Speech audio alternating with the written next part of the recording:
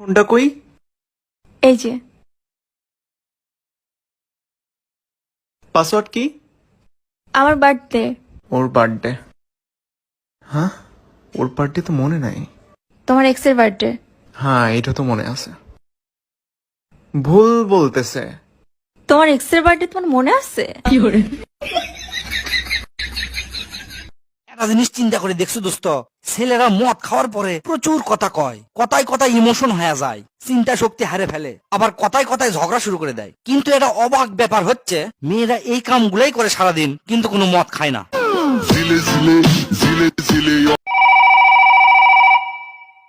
Hello, আমি যে তোমাকে ভালোবেসে ফেলেছি, এটা কি শুধু তোমাকে বললেই হবে নাকি তোমার আম্মুকেও বলতে হবে?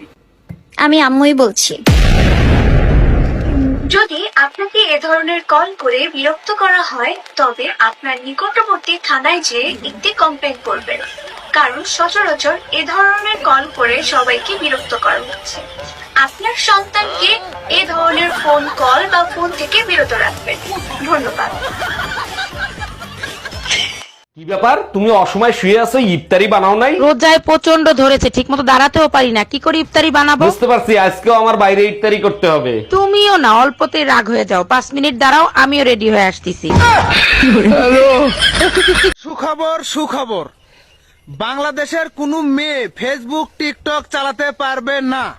থামেন থামেন, আপনাকে ডাক্তার ইউনুস স্যাররে বলবেন বাংলাদেশে যদি টিকটক ফেসবুক বন্ধ করে দেয় তাহলে কোনো বেটারা বিদেশে থাকতে পারবো না, কারণ জামাই সারা প্রবাসী বউরা টিকটক ফেসবুক চালানো সারা থাকতে পারবো না, এটাই ফাইনাল, বুঝছেন?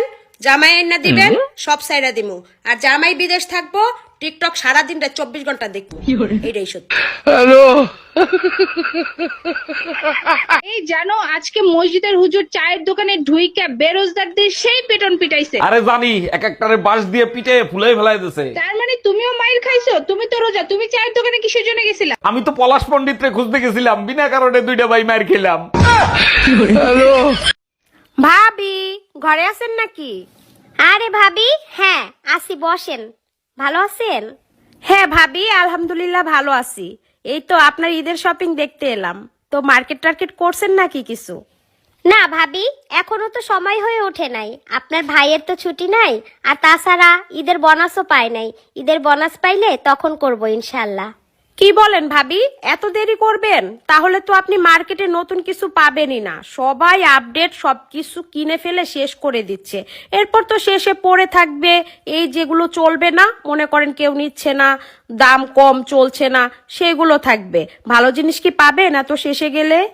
কি আর করা ভাবি, এমনিতে ঘরে সবকিছু আছে, তেমন কিছু লাগবে না, এই সামান্য একটা শাড়ি টাড়ি কিনবো আর কি, যা থাকবে তাতেই চলবে।